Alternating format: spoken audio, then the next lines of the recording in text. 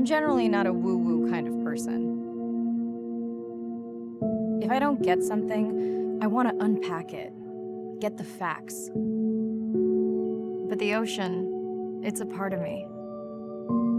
You could say it runs in my blood.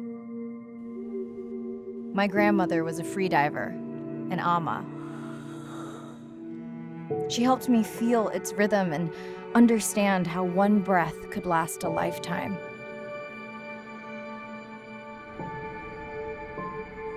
We dove so often, the memories all run together.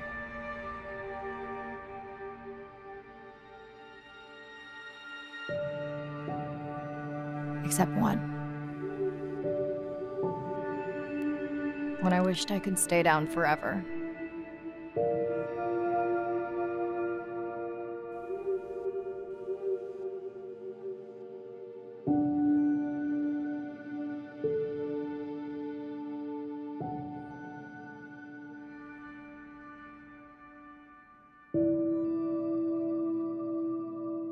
The ocean cast its spell on me that day.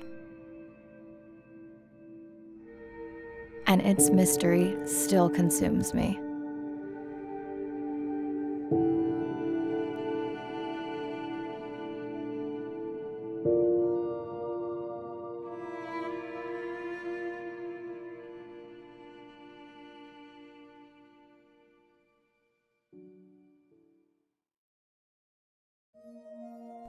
Day 1, submerged atoll, Western Pacific. It's great to be diving again.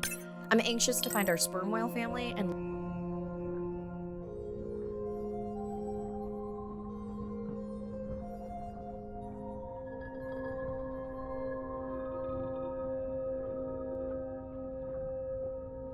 I'm in and okay. Hey, Mariah, how's the new suit? Nice. A bit itchy, but I've had worse. How are you breathing? Breathing easy. This rebreather is amazing. Feels like I'm freediving. A genuine compliment. Should have caught that on the live stream. Give me a few minutes. I want it to be amazing, and I'm still getting used to this AR visor.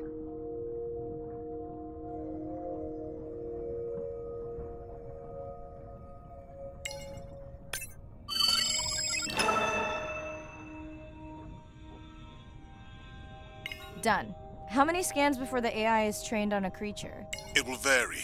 There are many factors that affect the confidence level of a match. So you don't know. Got it. Now point me to the buoy so I can try the hydrophones. I want to make sure all the tech is working before we stream. Irina, how you feeling? Haven't thrown up today. Well, it's still early. You gonna be okay with the live stream? I may let you do most of the talking. Once you reach the buoy, you can triangulate the sound of any animal. Clever. Thank you.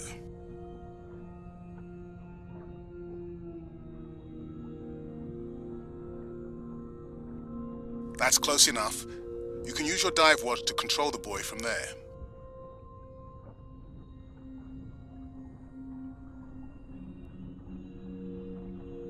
Refresh me on the controls. Move the targeting circle around.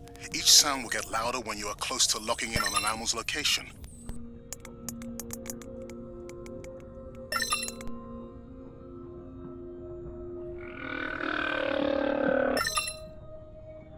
Mariah, if you're okay, I'm going to start the live stream. Let's roll. Welcome to the OceanX live stream. I'm Dr. Mariah Soto, and I'll be your eyes and ears on this expedition. I'm joined today by two colleagues.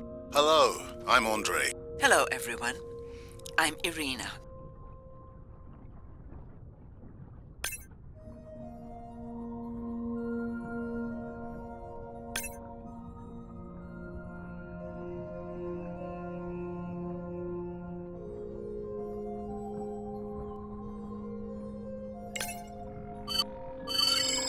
Looks like we've got our first singer. Fantastic.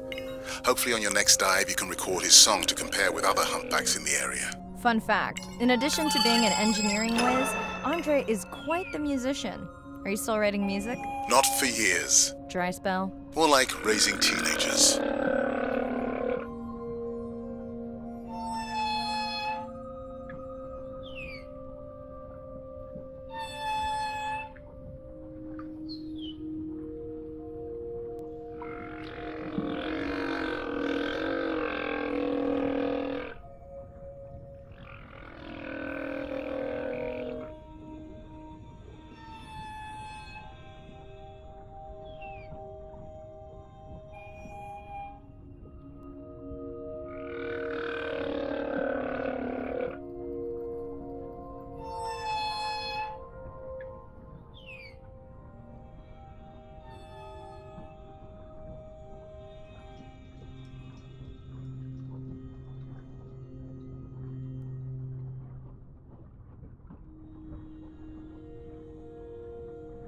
That looks to be a sperm whale. I think I saw this bull from the sub. I wonder how far he's traveled. Once we have a reliable ID on him, I'll see if anyone has tracked him before. Nice.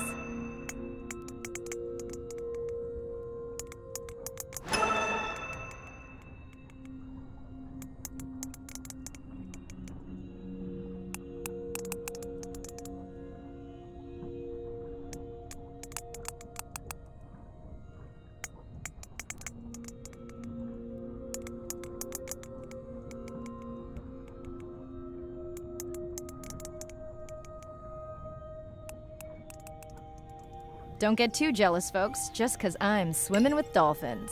My grandmother always warned me that although they're cute, they can also be pranksters. And today, also very noisy. Can your AI parse through all those sounds? Not using this scanner. But I do have a new drone design that should be better at isolating the source of the sounds.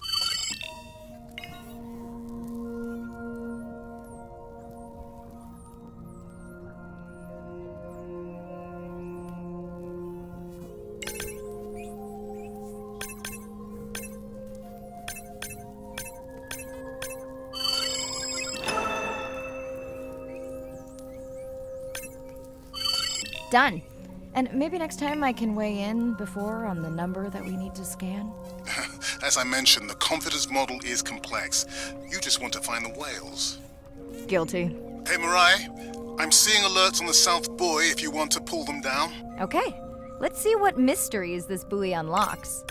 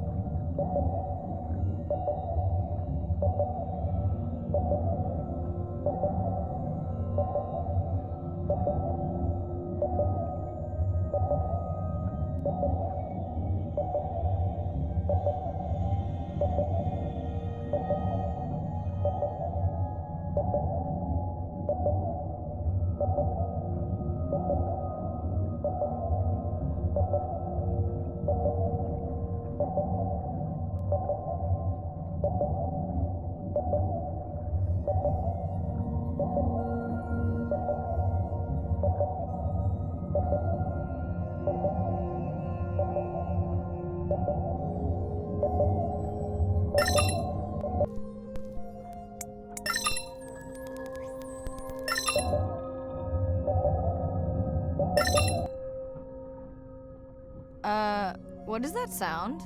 Did I break something? I've deployed acoustic modems to transmit from other sensors. For those of you who have no idea what he's talking about, he means we use sound to transmit data, so we can have Wi-Fi in the ocean. Impressive. What kind of bandwidth do we get? Like 1990s dial-up.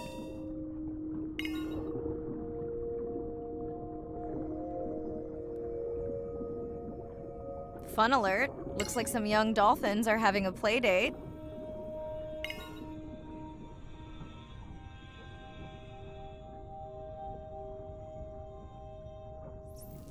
Hey guys, can I take a turn?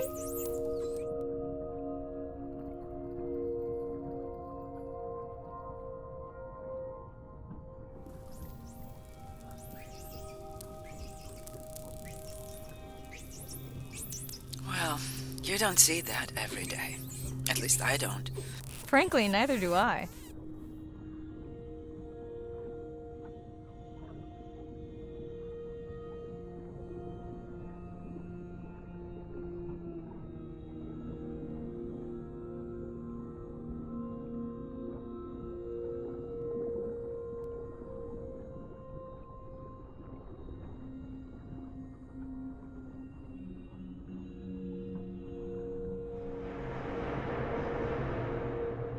Ooh, company.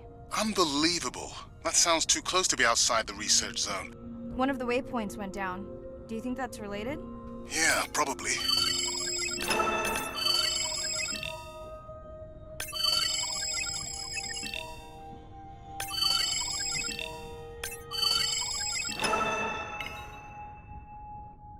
Red light must mean a serious alert. Yeah, dead battery.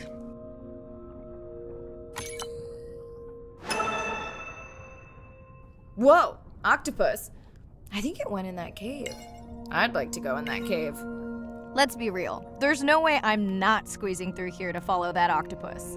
We'll definitely want to practice diver rescue at some point. Well, maybe. Mirai, please be careful.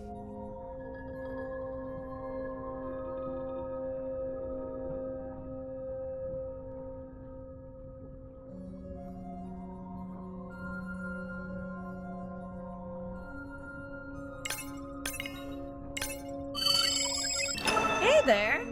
Sorry to spoil your hiding place.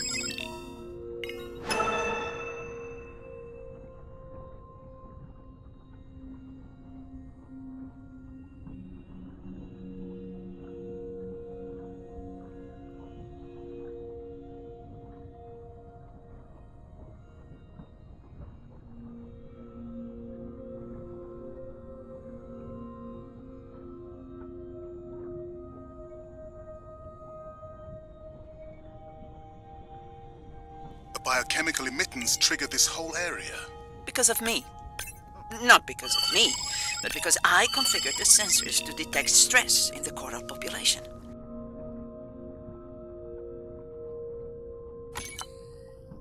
Okay, let's find out what's causing that stress. Mirai, please collect biosamples from any of the distressed corals. Happy to oblige. For those watching, these sensors help us understand what leads to resiliency in corals so we can help breed it into other species.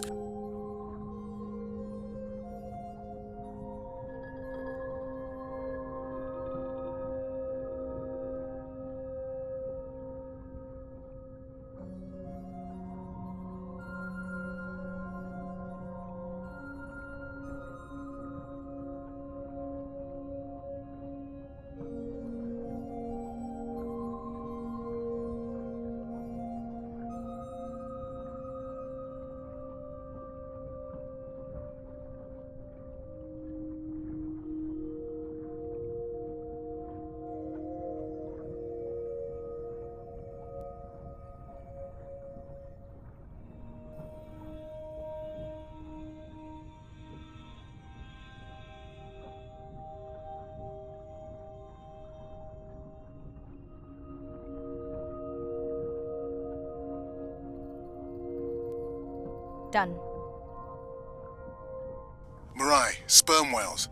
And they must be your pod because I have a tag signal that is definitely ours. Pushing the waypoint. On my way.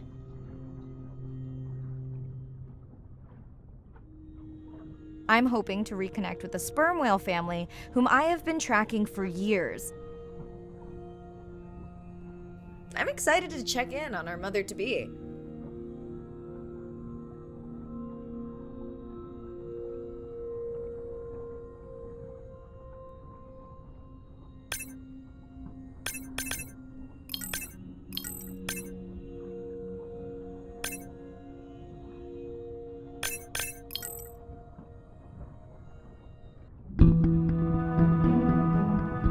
family used to go to the beach every summer. For me, that was my favorite thing to do all year long, hearing the seagulls, the sound of the ocean pounding on the beach. For me, that was just grounding and relaxing and fascinating all at the same time.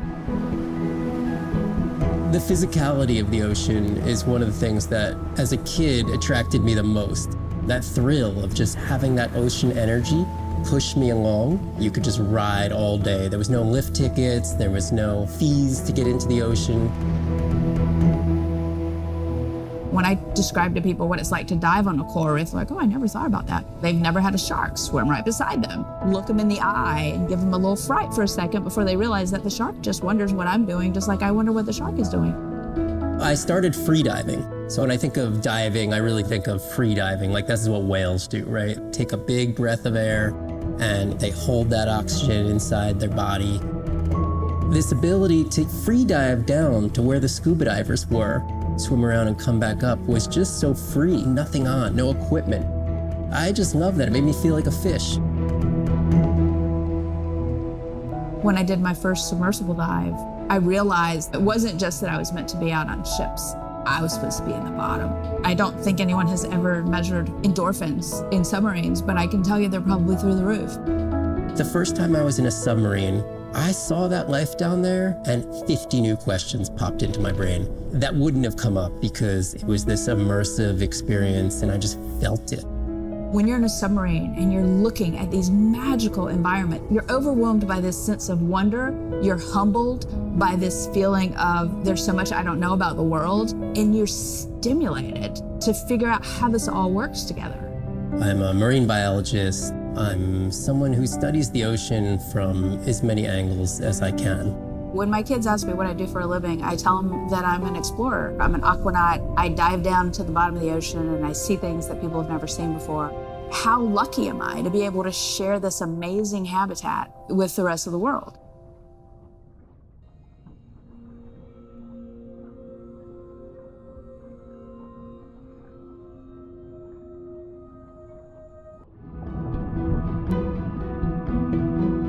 As a child, I had no idea how important the ocean is, that the great majority of life on Earth is in the sea, that the greatest diversity of life is in the sea. My name is Sylvia Earle. I'm a scientist, an oceanographer, an ocean explorer. I've spent years at sea aboard ships and thousands of hours under the sea. I've seen things others have not. If others could see what I've witnessed, they would know how much the ocean has changed, and they would know why caring for the ocean matters to everyone, everywhere. The ocean is Earth's life support system, generating most of the oxygen in the atmosphere, capturing much of the carbon dioxide produced by human actions. The ocean is the planet's living blue heart. Every creature has a story. Every one, whether you're looking at a little crab, or a starfish, or a shark. If people stayed on the shore and never got underwater, how would we ever know that fish, that they have communities, they have faces? Their importance as fellow citizens, as cultures, as amazing creatures that we can learn from. There's a lot of water we now know elsewhere in the solar system and elsewhere in space. But to have a liquid ocean with frozen polar areas, it's taken 4.5 billion years to shape the world in a way that is favorable to humankind. It's taken us about 4.5 decades to significantly unravel systems. No ocean, no life. No ocean, no us.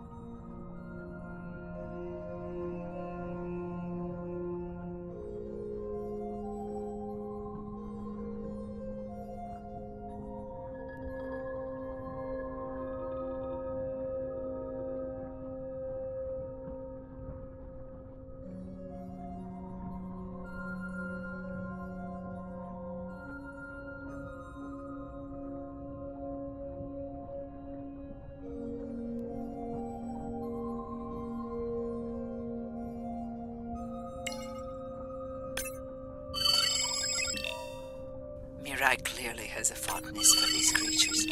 She's fallen silent. Right. Let me finish scanning them all. I still don't see our pregnant mother. Done. Good. Everything all right? I am now. Look. Our mommy whale has delivered. Everyone say hi to her beautiful 1-ton baby girl. Is she okay? Right. Shh. She's nursing. I just wish all of you could be here for 1 second. Amazing. That is the end of our stream. Like, share, comment. Remember, we need you. All of us down here.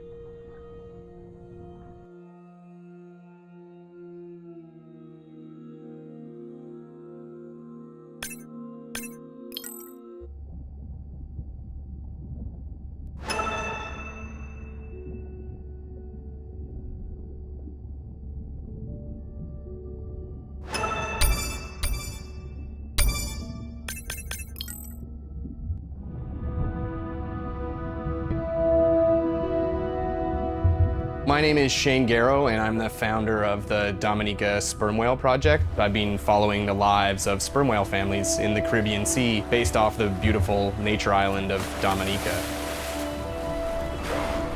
I've had the sort of greatest honor to spend thousands of hours in the company of the sperm whale families. And over the last 15 years, we've come to know 30 different families. We know about 10 of those personally. My research focuses mostly on the connection between these families' lives and what they say to each other, and how they succeed in the ocean by living in these small families. They live these rich and complex lives in part of the ocean that we find difficult to even explore. Sperm whale society is matrilineal, meaning it's grandmothers and daughters that will live together for life. The young males live in the family until they're about teenagers, and then they go on this sort of open ocean wander for about 15 to 20 years before they are breeding age. But females will stay together for life. They communally raise and defend their babies, and they live in this sort of community of neighboring families just like we do. Behavior is what you do, but culture is how you've learned to do it. In the same way that we're all humans, but some of us eat with chopsticks and some of us eat with a fork. We're all still eating, but how we've learned to eat is importantly different. The secret for how these animals are surviving are these traditional behaviors, and that's why every calf counts. Every female calf is critically important, and each one of those that we lose so much potential.